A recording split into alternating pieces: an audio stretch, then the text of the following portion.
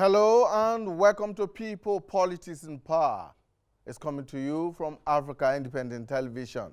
I am Imonia Marere. On the program today, we turn our attention to the about 24 hours old Corruption Perception Index, PCI, of 2020 and the reactions it is generating. In the standings, Nigeria ranks 149 out of the 183 countries that were ranked, surveyed by the body that has done it over the years. Now, compared to previous years, Nigeria is said to have done at one step less than what it did in 2019. Now, total number of countries, 25 points, I beg your pardon, out of a total of 100 points, less than it did in the 2019 survey. The Perception Index for 2020 focused on examining corruption in the COVID-19 pandemic response and observed that law enforcement, of course, dragged Nigeria's corruption perception further down. The CPI is an aggregate of 8 different data sources that provide perception by Nigeria's business community and country experts on the level of corruption in the public sector. While the index does not list specific cases of corruption, it is an indication of the perception of the Nigerian public about the state of corruption in the country. The report chronicled several weaknesses that hindered Nigeria's progress in the standing. One is the absence of transparency in the COVID-19 pandemic response. 2 is nepotism in public service appointments and promotions. The third one is a lack of adequate anti-corruption legal frameworks and interference by politicians in the operation of law enforcement agencies. The fourth one is the prevalence of bribery and extortion in the Nigerian police. And the fifth, security sector corruption, which includes violent extremism, insurgency, kidnapping, and trafficking, drug trafficking, as well as organized crime, amongst others. Now, let's take a report that's put together by our correspondent on this latest ranking of Nigeria and the Corruption Perception Index. And that, of course, will take us to the response by the Nigerian government before we go into our discussion. The contradiction is becoming very apparent each year. While the Nigerian government says it is fighting corruption, the Global Coalition Against Corruption, Transparency International, says it is not doing enough.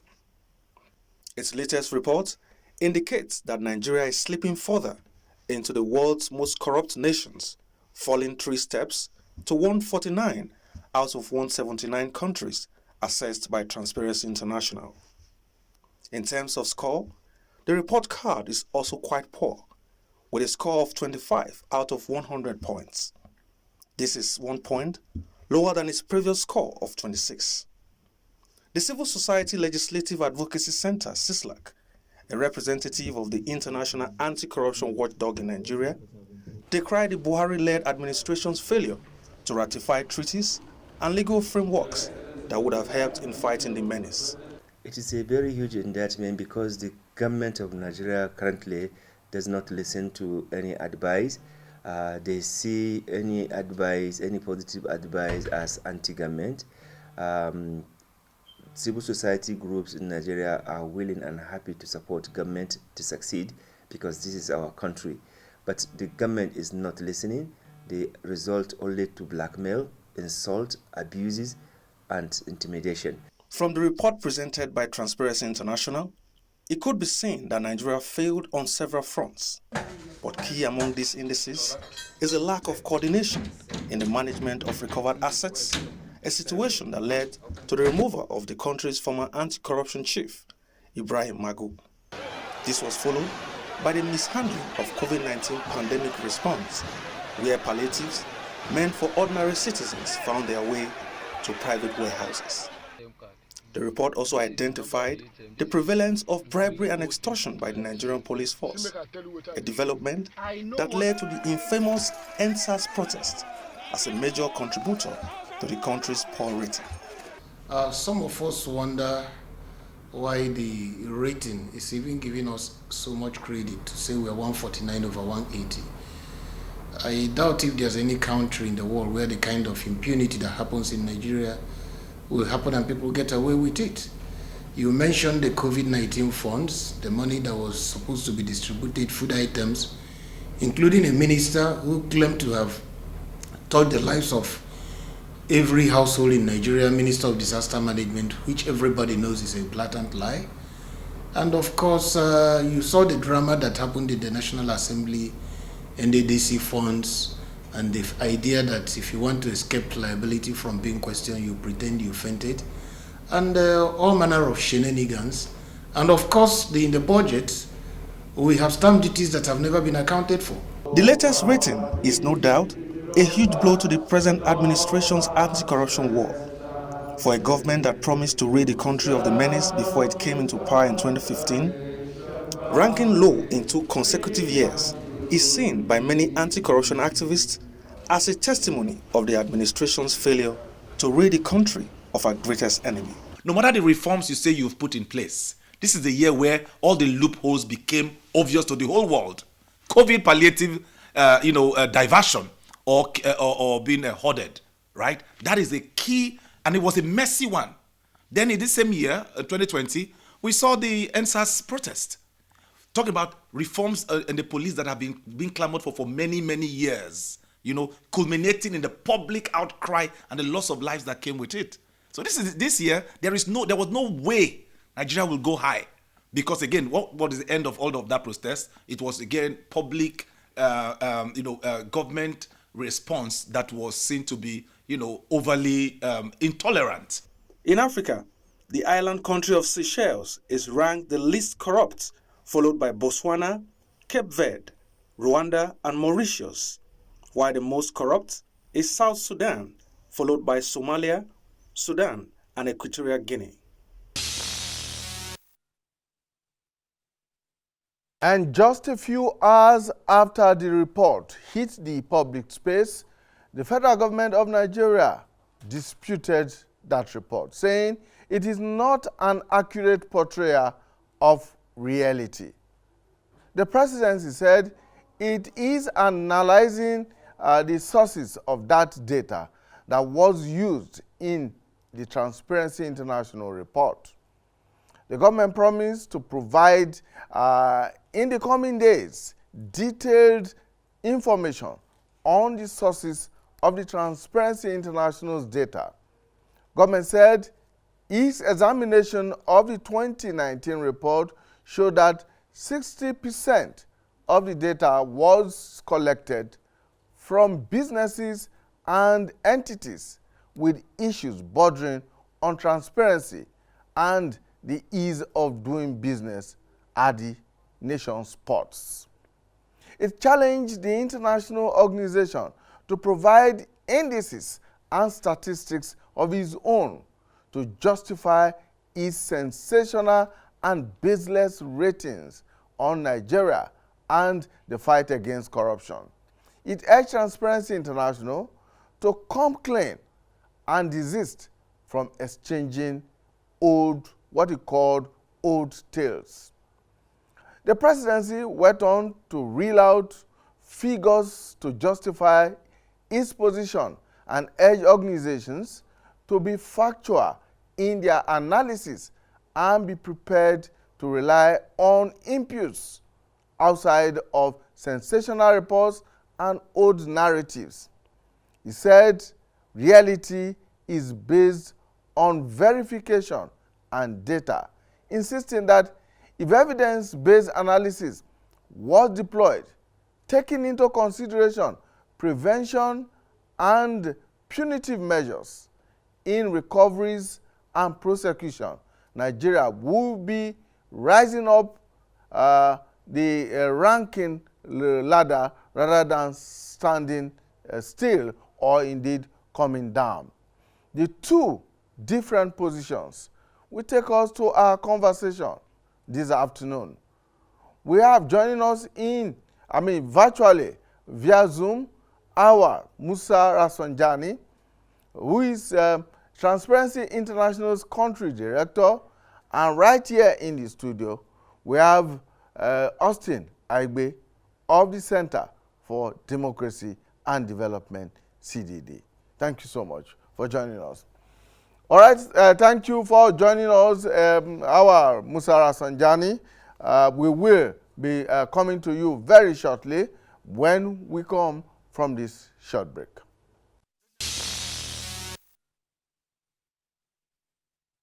All right, thank you so much for staying with us, people, politics and power. And we have in the studio Austin Aigbe of the CDD. And joining us via Zoom is our Musa Rafsanjani. Thank you, gentlemen, for your time, for joining us on the program today. Let's look at the Corruption Perception Index now, the one for 2020. Of course, 2020 was a tumultuous year, a year that saw many economies flounder and many systems, even in the Western world, crumble, as it were, and all of that. But the Corruption Perception Index obviously based its major survey this year for Nigeria on the COVID-19 palliatives and response and all of that took place. First, Musa, let's look at the basis for this report. Well, what were the underlying basis for this report? Thank you very much. As we try to explain, the basis for this report, we also want to try to demonstrate, some of the basis, or sources that these reports were gathered. And what we do at Transparency International is just to compute it and present it to the general public. Let me start by saying that these sources are sources that even Nigerian government itself, they are members of some of these sources. For example, World Bank Country Policy and Institutional Assessment, number one. Number two, World Economic Forum Executive Opinion Survey. We also have World Justice Project Rule of Law Index. We also have Varieties of Democracy Project. We also have Global Insight Country Risk Guide. We have, 8 sources that out of these 8 sources, most of it, Nigerian government itself, they are partners and they are members of that. So we are not, talking about sources that is not known by the Nigerian government. That's number one. Number two, Nigerian government itself conducted survey, through the National Bureau of Statistics to show the prevalence of corruption, how corruption is endemic in Nigeria. Secondly, ICPC conducted also survey to show how corruption is actually destroying the country.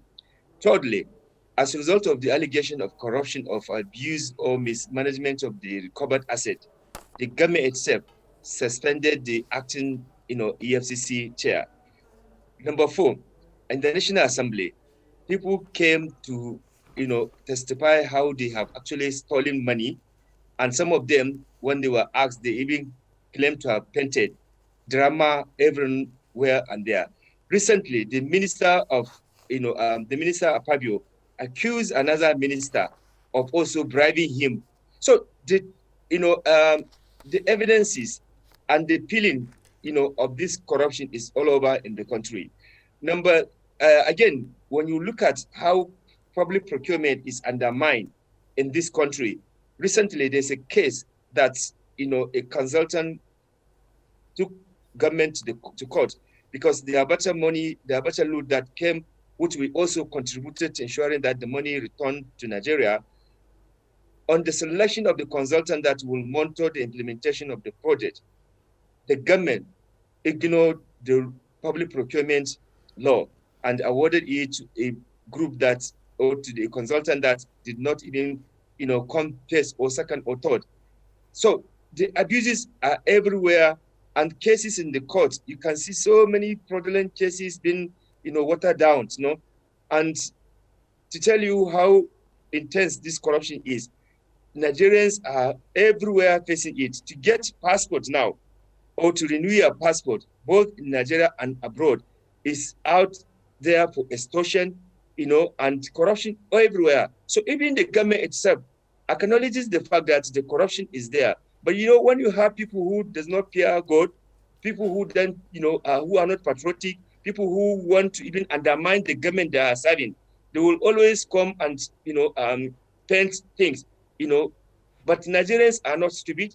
Our reputation and our image internationally has gone down. Instead of government to say, okay, where are the areas that we are having shortcoming? Let us address it.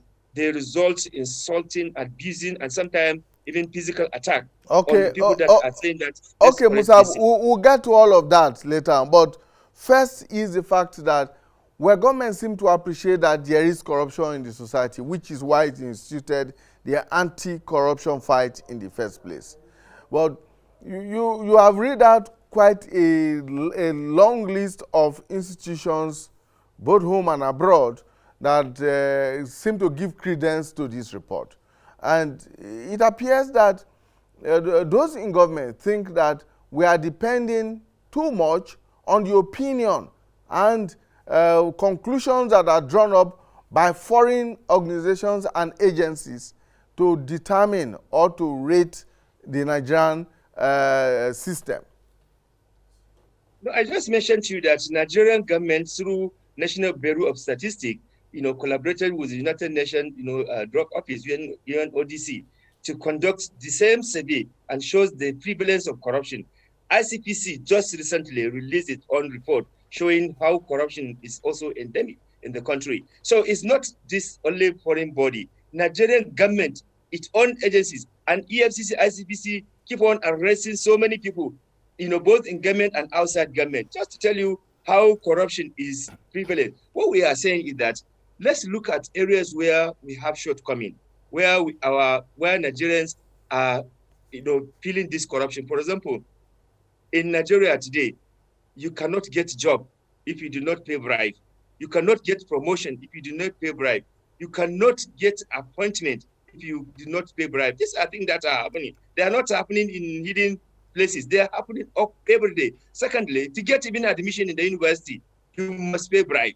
To get any public service, I am telling you, whether it is health, whether it is education, any social sector, you must pay bribe.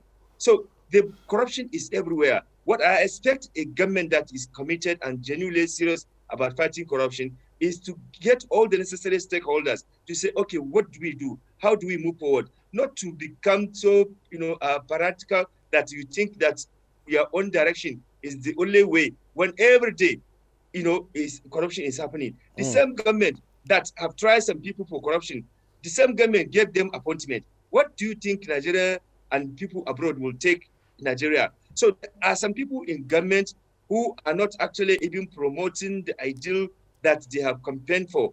They are actually just there to enrich themselves and continue to discredit the government by lying, by dismissing the obvious. Nigerians, if you go on the street, you ask Nigerians their experience about corruption, extortion, whether by the security agent, whether where they work, they will tell you every day in the newspaper, in radio, in television, in the community, this is what Nigerians are seeing. So for anybody, because probably that person is benefiting from the corruption system, that's why anybody can say that there's no problem with corruption in Nigeria. I don't think, Musa, I don't think that anyone saying that there's no problem with corruption, because even government acknowledges that there is corruption, but that it is doing a lot about it. But just hang on there. Let me ask Austin. Austin, how impartial and objective is this survey?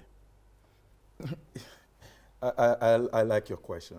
Just the survey is called Corruption Perception Index. It's a perception of what people feel about the subject of intervention, which is corruption. What do people generally think? If you go on the street, like Musa just said, if you go on the street to ask an average Nigerian, what do you think about corruption in this country? They are going to reel out all of the things that we thought was a weakness, which is atomized in that report. One, people are going to look at the siphoning and all of the things, the outrage that happened with COVID materials. People are going to point accusing finger at whoever authority that is responsible.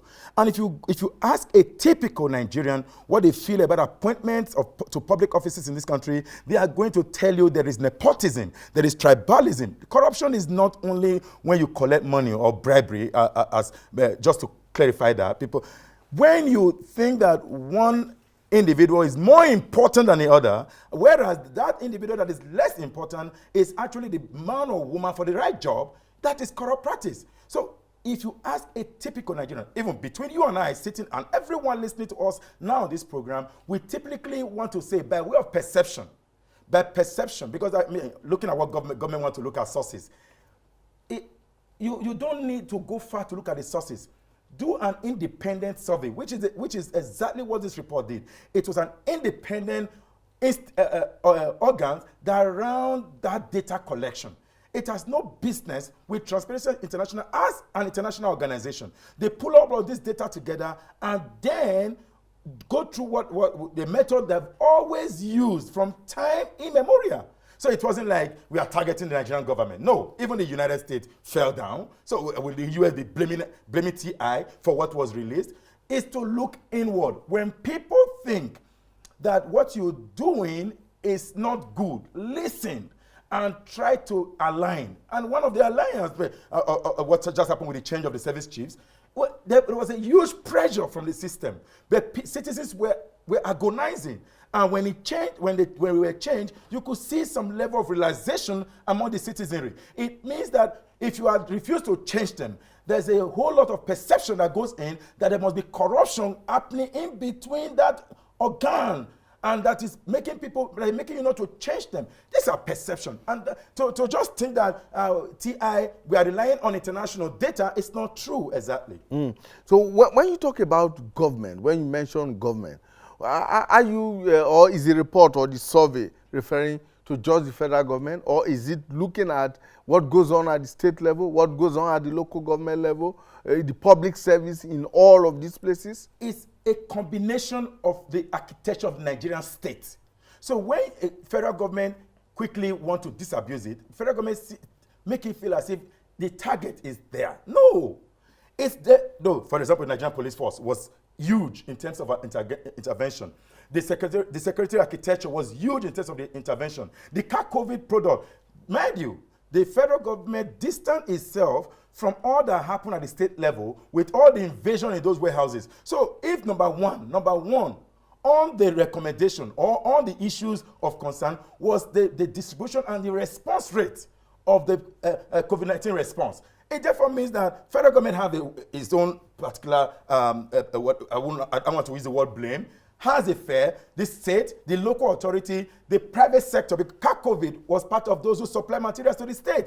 And how they were disbursed, again, COVID has come out to try to defend themselves, but the issue is the Nigerian state. But all the while, when you say Nigeria state, what usually happens is that the accusing figure is pointing to the federal government. It's not always the case, because we run a federal system. There is a federal government, there is a state government. So I'll quickly just take you to one. So there's a claim now, which ran about a week ago, that certain hospital in Lagos State was giving attention for people who were down with COVID were giving attention more to the have, to the bourgeois. They were giving attention. The legislator were giving to the rich against the poor. Who could pay for it? Who could pay for it? So it's the federal government. So if perception comes from that narrative, are you going to always talk about the presidency? No, it's to look around. Why are we having this downfall in terms of perception?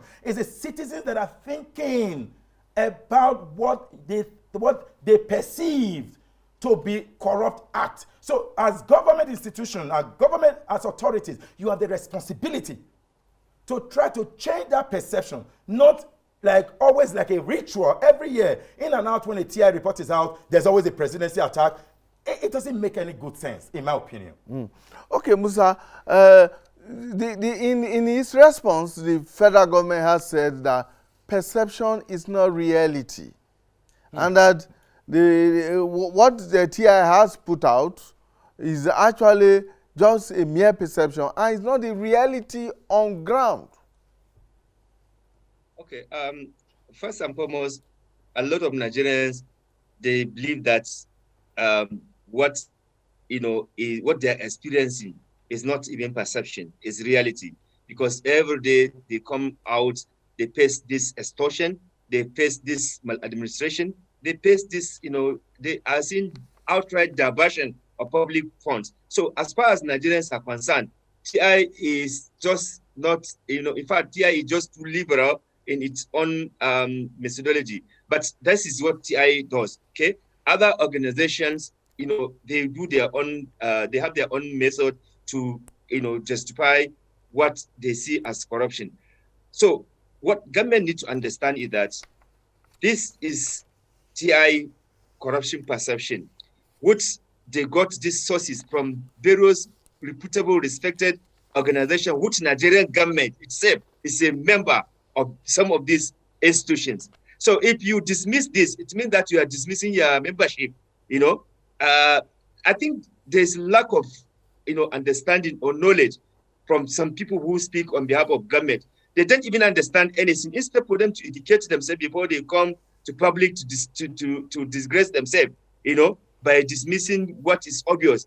I think they better educate themselves and understand the implication of what they are saying. Because what they are saying, they are actually undermining even the government. Government of Nigeria under Muhammadu Buhari says that they want to fight corruption. And they have to do everything possible to address lapses where, there are problems in terms of fight against corruption. But if you now come because you are a spokesperson of government to dismiss what ordinarily your, partners, your non-state actors partners should do to support government to strengthen the fight against corruption, then it's very laughable. Are they saying now that all the allegations they made against Magu for diverting, according to them, for diverting recovered asset, are they saying that they were lying? If they were lying, it means they should apologize to Magu, because they are now dismissing that, those things that, people see and perceive as corrupt, there is no corruption. So they are contradicting themselves. Musa, a number of issues arise from that example that you have given. Government, for instance, could argue that yes, this may have happened, but it took the appropriate steps by suspending the man, removing him from office. Does that not count for anything? And there are a number of other cases, such as the one of Magu. But that is why I say they need to educate themselves about what TI is putting. TI is not doing an assessment of the Nigerian government fight against corruption. We are not interrogating EFCC or ICPC or Code of Conduct. No, that's not what this report is talking about. So there is a total and mischievous misunderstanding on what this report is all out. And for me, where you have sincere and honest team in government, what they do, they say, okay, where are we lacking in legal framework? Let us make effort to ensure that we block the leakages. Where are we lacking in the implementation of the legal framework that we have? For example, the public procurement law that is being disrespected and disregarded, and even the National Council of Public Procurement is not being constituted, or the freedom of information that government officials are disregarding, And quite a number I've seen all the corruption, judicial corruption that is happening, or even in the National Assembly, allegation that is going there and there.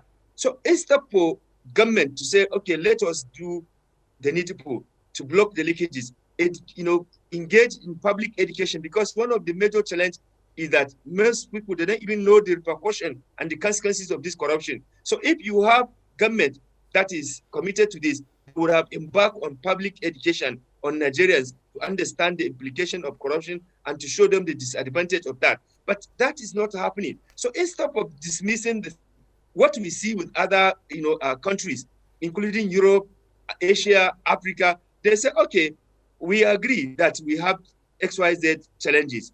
How do we fix it? Then TI, provides technical support. Even in the past, in Nigeria, we do that. We were providing those technical support, and so many things were fixed. And that is why you even have public procurement law. That is why you have, EITI law. That's why you have freedom of information. That is why you have fiscal responsibility law. Because in the past, the government, even though they try as much as possible to resist that, but at least they put up team of reformists, people who are interested in changing the narrative. And today we have these laws. So what I want to, advise the current government is that instead of dismissal and provoking Nigerians more, because when you come to say that, there is no corruption or this report is one-sided or is meant to haunt government, you are provoking Nigerians and you are actually destroying your reputation more and more, because abroad, they know that this corruption is going on. Okay. International business partners, when they come, they get extorted. And many of them, they had to leave the country because of corruption. That is why the government even tried to bring in ease of doing business to appeal to many international investors to come back, because the extortion and corruption for international business people is too much. Even here, look at the tax, extortion that is going on. You go to market, go and see market women crying every day because of double taxation, double exploitation. Look, let us be serious. Okay. If we are happy to support government, but we cannot, continue with this dismissal and continue to allow people who claim to be speaking for government to come and be lying to Nigerians. All right, Musa. And God will charge you. Just let's take a pause here, and when we return, we'll be looking at how, in the first place, the TI, that's Transparency International, arrived at that figure of 25 points against the 100 points. What is the basis for that computation? And then, of course, we also be looking at why is it that there is always a result or a fallback on the businesses and other stakeholders in society, in the Nigerian society, to do this measurement. Stay with us. Thank you so much for staying with us. Right, Austin, let's look at the premise for this report is that the perception by the business community and country experts on level of corruption in the public sector. Why the resort to the business community? Because government says that some of those that were surveyed or were consulted for this report are people who are disgruntled, who have questionable business credentials, who may have lost one business deal or the other, especially at the ports. So why the reliance on these? And who are these country experts? Okay, let me start with the business expert. I'm going to tell you a story. While I live in the US, as part of our strategy to come back home, we had a program. We talked about reversing brain drain. And part of it was to move people who had done well in the United States to start coming back home. So that project was on, particularly starting from New York, from NYU. And eventually, a couple of people who attended that program at NYU and then at the UN decided they were going to actually take a shot, let them come home. All of them, about 6 of them who tried to come to this country to run business, they ran away, losing their money, losing all their investment. Is that a wrong perception? If you go to those individuals again to say, we have changed, can you come? What perception do you expect those 6 individuals to have. And it's not just 6, because they're going to talk to other business individuals. What the perception index has done for Nigerian state is going to have an adverse effect on our FDI, the foreign direct investment. Whether we have the ease of doing business portal, which the Vice President office tried to put together, and all the policies, which were fantastic, it goes beyond that to actual concrete things happening. We want to hear stories of people who came, Nigerians, not just foreigners only. We want to hear Nigerians who are doing well in Boston, doing well in London, doing well in Swaziland, doing well all over the world, coming to this same country and running the same business and employing mass people, pulling out many of poverty. There is absolutely no way for government alone, reliance on government alone, to pull people out of poverty. That's just one side of it. So when you talk about business and trying to just wave it with a wave of hand to say these are people who had issue at the port and all of that, it's your ingenuity to accepting that, well, we have done well, maybe we're not doing very well, there's room for improvement. That's what I think the government should be talking about. As just talked about, it's an opportunity of asking all the actors, come together. How do we address this downward trend in terms of our corruption perception? What are the things we need to do? One, we have done all of this, we have done this, and if you check all of these institutions that have been put in place in previous years, the mention of the Public Procurement Bureau, if you go to that office today, it's almost like there's nothing happening there. Because one, the federal government, the Buhari-led administration in 2015, one of the issues he wanted to quickly address was the procurement laws and setting up all of those architecture to enforce public procurement. What has happened? To date, nothing has happened to that enforcement. And if you look, I was just talking, just last week, we released a documentary on ecological fund. And what did we find? Over 500 billion naira, either siphoned or diverted to issues that were not meant for. You go to Kogi State, you go to Niger, you go to Plateau. You see, a typical example was a man who spent his life savings to build one house. Within 30 months, that house went down the drain. Ecological Fund came in, approved the money, but was never used to do that intervention.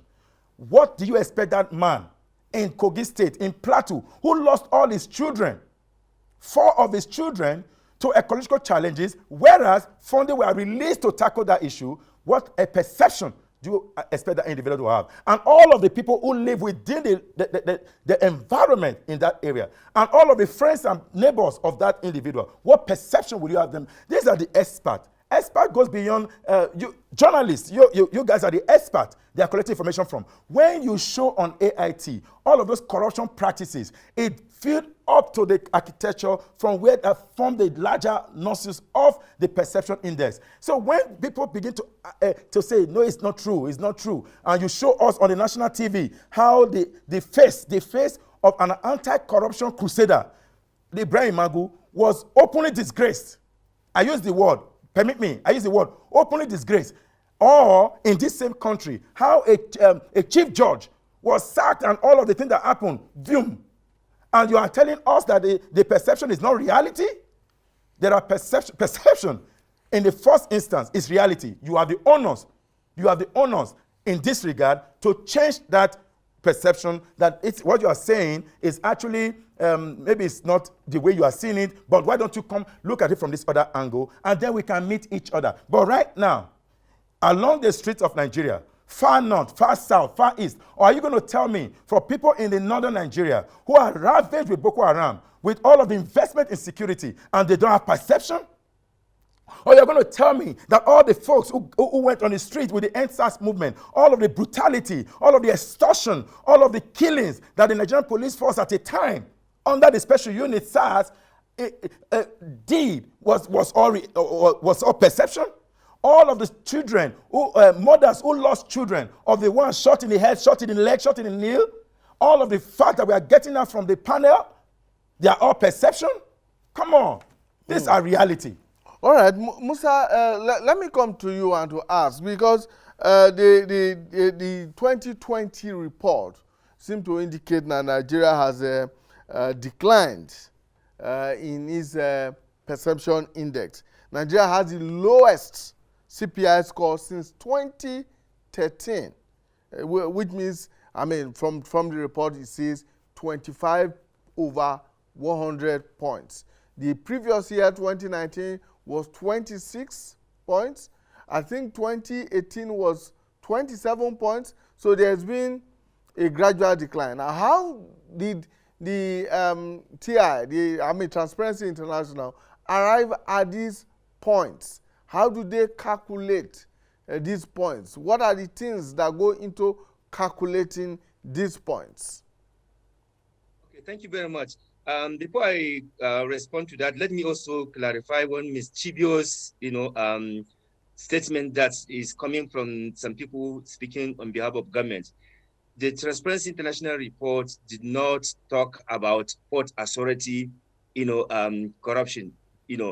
The claim of 60% of the report that they say is coming from the Port Authority is part of the misleading, mischievous, and calculated attempt to divert attention. I think they were referring to the 2019 report and not the 2020 report. Whatever they are saying, we did not say this is the thing. We are very clear on what we said, and let nobody come to say something that we did not say. Okay. Having cleared that, I want to also state that as we all know, the Corruption Perception Index aggregates data from several different sources that provide perception, which we had enumerated from the business community, from the experts, to the measuring the level of political corruption and public administration in Nigeria. Secondly, the Corruption Perception Index is a composite data.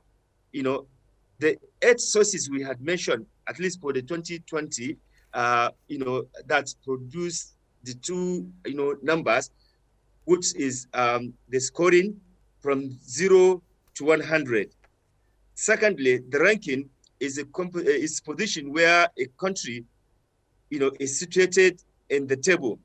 Therefore, the Corruption Perception Index uses scale of 0 to 100, where 0 is the highly corrupt and 100 is very clean. So because we have been doing this and it has been tested, it has been proven by so many countries, they have no problem with that. It is only in Nigeria that you will see this refutal and dismissal. You go and check other countries, even within Africa. What they do, they acknowledge that, yes, we have these challenges. Let us work toward together to see how we can resolve this problem. There are other organizations that they use different methodology. Like I mentioned, the Mo Ibrahim Foundation, they also come up with their own methodology and statistics showing how corruption or how insecurity is affecting country. So instead of doing this dismissal, and even like I said, even the Nigerian government itself through the Bureau of National Statistics and the ICPC, they've conducted this thing. We are all talking the same thing. So instead of some people in government who probably are beneficiary of the wrong thing in the country, instead for them to come and be undermining the government they are serving, they should be open to say, okay, ladies and gentlemen, let us see how we can help to ensure that we deal with the corruption in our country. But to come and be making name calling, I don't think you are helping President Buhari, and they think you are helping the government. You are actually undermining the government, because Nigerians will continue to mock you. Nigerians will continue to destroy you. I mean, to not trust you anymore. International community will be laughing at you, because every day they are seeing this, they are experiencing this. So instead of ridiculing the country, look at even the Auditor General report, where corruption clearly came out. Look at the public hearing going on in the National Assembly every now and then, where corruption every day is the top of the issue. Instead of come and dismiss this and start name calling, sit down, look at where are the gaps in our legal framework. Sit down, look at where do we need to improve in terms of compliance. Where do we need to educate the people?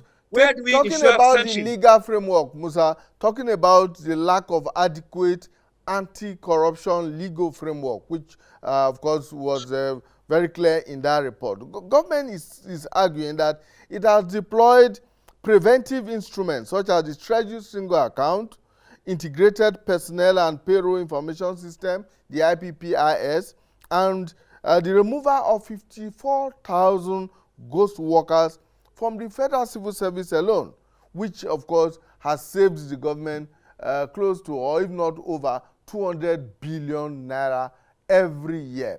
Does that count for anything? I mean, yes, you already have some existing legal frameworks. Are you expecting more when the ones that are there are actually not being fully deployed?